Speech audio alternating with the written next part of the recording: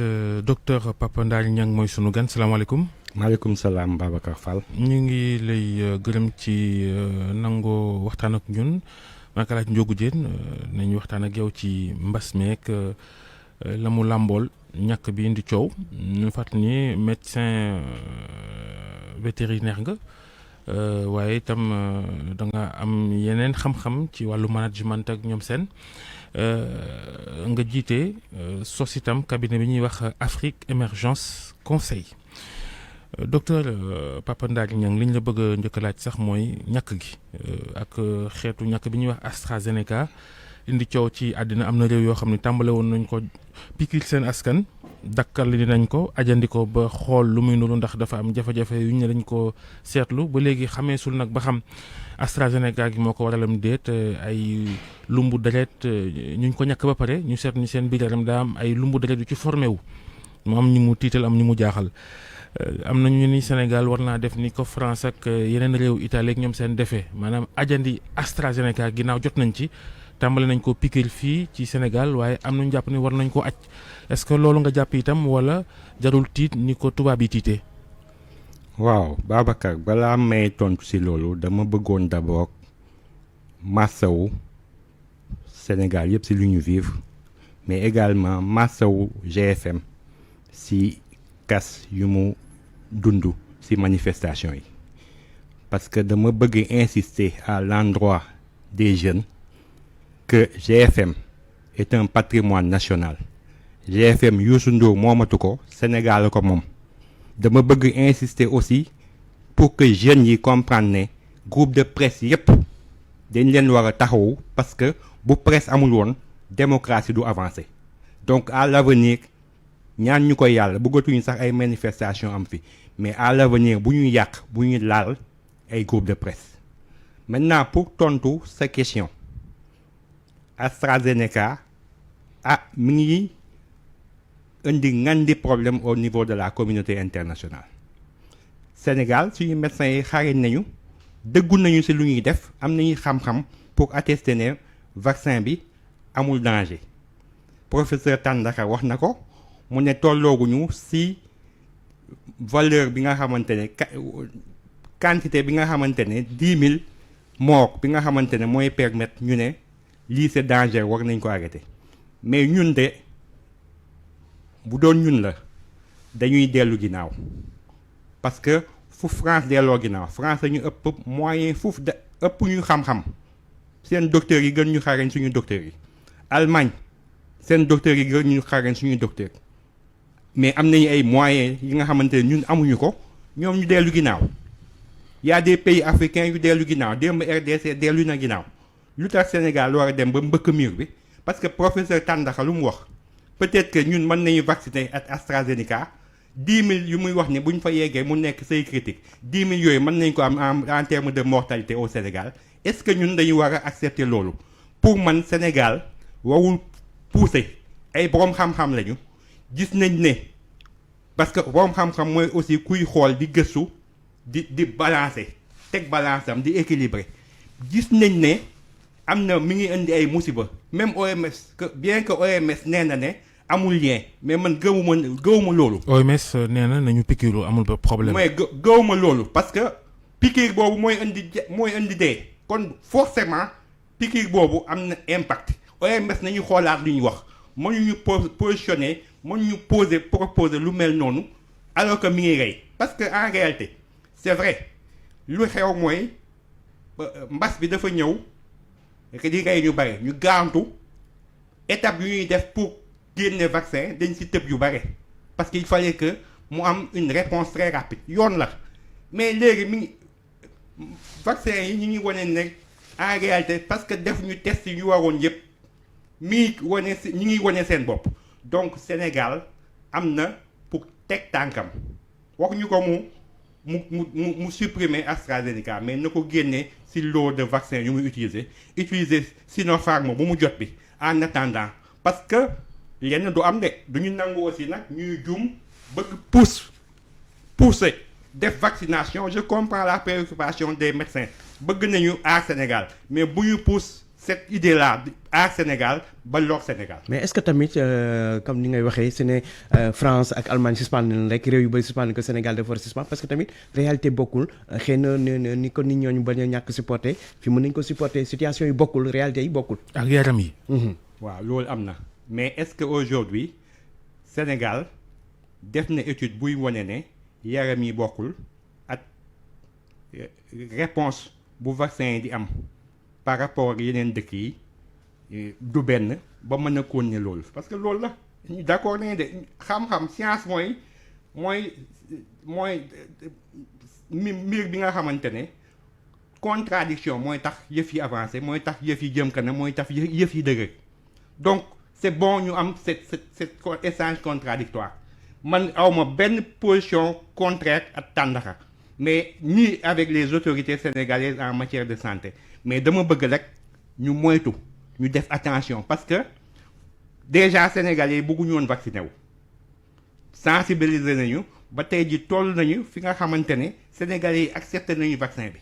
mais erreur bu ñuy mënta def mooy vaccin bi commencé rey bu commencé rey ça va être la catastrophe parce que du ñu vacciné ti te bu ñu vacciné wul feebar bi daf ñuy rey bu ñu vacciné wul feebar bi daf ñuy rey donc nañu def attention nañu équilibrer les choses Sénégal wa na dëgg tànkam ci AstraZeneca xool ñeneen dëkk yi ñu utiliser Sinopharm bi nga xamante ne ci àddina bi amagul benn effet secondaire en attendant mbiru ci AstraZeneca di gën a leer. mais yaa ngi gën a jaxase xel yi de ndax wax nga ko nit ñi sawaruñ lool ci ñàkku bu ñu tàmbali nag di laam-laame ne ñàkku sàngam am nay jafe-jafe dina gën a jafeel liggéeyu docteur yi ci ñaax ak woo askan wi ñu ñëw ñàkku. waaw mais loolu man lu ma ciy wax du parce que yow lànk gi nga lànk AstraZeneca itam wanoonu benn xam-xam boo ci teg ne baaxul. non ñoo dégg rek tëll. waaw xam nga est-ce que war nañoo wax ni matt mi damm na. non la xew feneen est-ce que forcément war naa xew fii. non loolu laa wax comme xamuñu ndax mën na xew fii la prudence moo ñu war a pousser ñu def attention. loolu laa wax des arguments scientifiques tam am na ci solo lu koy wane firndeel ne carrément ne baaxul wala am nay effet lu scientifique loolu amagul. waaw loolu xam nga xëy na tàndaxa bu ne vaccin bi baax na tàndaxa na gaaw avec autorité yi ñu wonee ne lii moo tax ñu ne vaccin bi baax na amul benn danger pour Sénégal ñu mën a continuer bu fekkee ni loolu amul il faut absolument ñoom ñu tegg seen tànk ci vaccin boobu utiliser leneen loolu lañu wax. mais bëgguñu jaxase xelu nit ñi àddina amul benn vaccin bu fiable à 100%. waaw mais àddina il y bi a toujours une marge voilà. ok amul benn vaccin bu fiable à 100% mais am na vaccin yi nga xamante ne waneeguñu lu AstraZeneca rey ñoom waneeguñ ko donc aussi nañu balancer AstraZeneca mi ngi rey dégguñu vaccin Pfizer bi rey vaccin Pfizer bi africain mën ñu ko utiliser parce que condition de conservation yi c'est compliqué en Afrique mais vaccin chinois bi reyagul donc vaccin chinois bi dal na xel en attendant ñun loolu lañuy wax bëgguñu jaxase xel Sénégalais yi continuer leen gëm xarañu suñuy médecins yi ak seen dëggu ci lu ñuy def dama koy insister man ci corps médical bi laa bokk docteur vétérinaire yi ci corps médical bi lañu bokk nu chirurgien dentiste yi pharmaciens yi bokkee ci corps médical bi corps médical bi c'est pas seulement les médecins les paramédicaux ñun ñëpp ñoo bokk santé publique bi ñooy ak travailler pour santé publique ñun ñooy soldaaru santé bi du ñu dem mukk en opposition avec les médecins mais dañ leen di ñaax ñu bàyyi xel et puis ñu gën a dalal xelu nit ñi bu ko defee campagne de vaccination bi continuer parce que loolu léegi moo ñu mën a muccal ci mbas bi. mais Sénégal docteur Tandakha wax na ko Tandakha Dièye li mu wax moo di ne officiellement ba fii amaguñu dara lu wane ne ñàkk na nit mu am jafe-jafe gannaaw bi ñu ko ñàkkee AstraZeneca kon loolu day wane ne ñoom li ñu jàpp moo di ne amagul kenn ku am problème gannaaw bu ñu ko AstraZeneca donc amul problème pour Sénégal. waaw kon nañu gën a bàyyi xel rek nañu soyons vigilants. mën nañu ko ne mais soyons. sa kàddu yi changé na de sànq da nga ne nañ aj vaccin bi. man wuy ma yoon nga ni nanu tey nanu vigilant. nañu vigilant man sama position mooy. kon génn nga ci ajum vaccin gi. non déglul ma wax la sama position mooy ma dellu si sama position mooy fu France taxawee Allemagne taxaw te ëpp ñu pexe ñun war nañu taxaw si AstraZeneca mais loolu quand même loolu du wax quand même ñi dakkal nañ rek dañuy dakkal problème bi mooy comme que ñun feeñagul fenn officiellement amagul dara lu mu juru ci nit yu ñu gis waa kër docteur gis ko ñoom dañuy gis ne amul problème mën nañ continuer. waaw baax na dañu continuer mais ñun de wax nañu lu ñu gis xam nga démb am na ñuy commencé wax Sénégal am na ku ñu vacciné muy réagir xamuñu nu mu demee bugguñu jaxase xelu nit ñi mais na suñu. mais dafa fekk tamit nit mën naa ñàkk coronavirus fekk am beneen tawat looloo yëngal ko c'est pas forcément ñàkk coronavirus bee ko def. voilà donc na médecin yi gaaw génne argument yu leen di permettre ñu ne AstraZeneca mën nañ ko continuer utiliser ñun même préoccupation la ñu am dañuy bëgg a aar sénégalais yi jàppale médecins yi moo ñu tax ñuy wax waxuñu encore une fois pour indi benn jafe-jafe indi benn jaxasoo suñu diggante médecins yi la ñuy jàppale mais dañuy bëgg ñu médecins yi ñu gaaw génne ay firnde ne AstraZeneca amul problème bu fekkee ne loolu am na y a pas de souci mais attention parce que fu France taxawee Allemagne taxaw yaa c'est quand même sérieux. France Allemagne Italie boo leen limee ak ni àddina toll ci ay réew c'est l'infime minorité maanaam àddina téeméeri réew ak juróom fukk ak lu tegal la bu ñett wala ñeent taxawee ci AstraZeneca tekkiwul ni vaccin bi warees na caa tiit yenn tiit yi. waaw mais du France ak Allemagne kese am na Italie am na yeneen dëkk yu bari dëgg xam naa ko bu baax mais dama ni boo ko méngaleeg li des ci àddina loola xëy na warul tax rek yi ñëpp pëccëxoo te vaccin bi moom mënut a ñàkk faaw nit ñi ñàkku. mais encore une fois de plus nañu def attention soyons vigilants loolu rek la ñuy wax. léegi lan nga jàpp ni moom la kilifa yi war a def rawatina jëmale ci askan bi wax leen ñoom seen. waaw ak campagne bi ni mu xawee jafe ci ñaax nit ñi ñu ñàkku. bu fekkee ni autorités yi am nañu suffisamment d'information pour firndeel ne vaccin bi amul danger nañu ñëwaat wax ak population yi sénégalais yi gëm nañu seen médecin comprendre gëm nañu seen médecin man lu may wax encore une fois mooy nañu firndeel ne vaccin bi amul danger pour les populations bu ko defee bu dee loolu la ñu dem mais war nañu mën a dëgg tànk tuuti xoolaat génne gëstu yooyu balaa ñuy continuer parce que encore une fois ñun ñëpp lu ñu soxal mooy aar suñuy population aar Sénégal. mais pour li ñu waxoon sànq bu fekkee ne ba léegi ñoom gisaguñu cas boo xam te am na Sénégal cas bu avéré bu wér ne kii dañ ko ñàkk mu am problème ñoom li ñuy jàpp mooy dina rek foog ñu continuer parce que amul problème loolu lañu mën a jàpp ba gis leneen boo gisee leneen nga ne am na problème mais ba fii mën nañu wax ne Sénégal amul benn problème. waaw d'accord Sénégal amul benn problème mais encore une fois nañu moytu nañu bàyyi xel parce que vaccin bi mi ngi rey feneen nañu génne firnde ne vaccin bi. Sénégalais yi am nañu une capacité de résistance de réponse ba nga xamante ne du leen lor bu boobaa ñu continuer ko loolu rek lañ wax waxuñu dara li nga xamante ne day jaxase xelu Sénégalais yi wala def ñuy boole leeg médecins yi ñun encore une fois ñoo bokk liggéey bi ñoo bokk xeex bi pour mbas bi nu ñuy gaawee vacciner Sénégalais yi pour ñu aar ko par rapport ak mbas bi ñun mooy suñu njëriñ parce que feebar bi day rey mais nañuy def attention loolu lañ wax. waaye am na tamit loo xam ne xam naa boo demee gars yi boo génnee ci émission bi dañ ne yow docteur vétérinaire nga ana lu sa yoon ci vaccin bu nuy jam nit ba nga ci indi jiixi jaaxa ci xelu nit ñi itam est-ce que sa démarche c'est une démarche scientifique wax dëgg yàlla. man docteur vétérinaire laa damay faj ay bàyyi ma mais dañu jàng. lu nu ñuy defee vaccin ci nit dañ ko jàng ci bàyyi ma donc am nañu possibilité wax suñu gis-gis boo demee France mbas bi bu mu amee dañuy jël ay vétérinaire boole leen ci comité. France mooy sa référence dafa mel ni. déedéet dama lay wax rek. awuma référence dama lay wax rek France dañuy jël ay vétérinaire dugal leen ci comité bi comprendre na pour que ñu joxe seen xalaat parce que àddina bi léegi OMS dafa def. fii defuñu ko. dafa def li nga xamante One Health ñuy wax One Health. mooy benn wérgu yaram bi. bu nit ak bu mala yëpp benn la. bu nit ak bu mala bi benn parce que feebar yu bari yu am 75% daanaka sur ñeenti feebar yu am ñett yi ci bàyyi may lay jóge loolu moo tax ñun ñu jóg aussi di wax suñuy xalaat. jaay ñu fi xam-xam jëluñu place su médecin yi mais dañuy wax encore une fois. lu ñuy wax ni c'est pour njariñu askan bi yëpp parce que ñun ñëpp encore une fois dañuy bëgg mbas bi génn Sénégal et donc xarañu suñu médecins yi kenn waxatu ko lu ñuy wax rek mooy nañu bàyyi xel comme ni ñuy tiit di wax ci bitim réew nañuy bàyyi xel. mbas mi moom mi ngi fi te bu weesoo ñàkk bi noo gisee doxalinu kilifa yi couvre-feu bi ci Ndakaaru Kees bi nga xam ne àjjuma ci guddi lay jeex njiitu réew mi moo ko dogal gannaaw bi dëkk bi yëngoo fan yee jàpp nga ni lees war a def la ndax cas yi moom mi ngi fi ba léegi bakkan yi rot itam mi ngi wéy ba léegi démb rek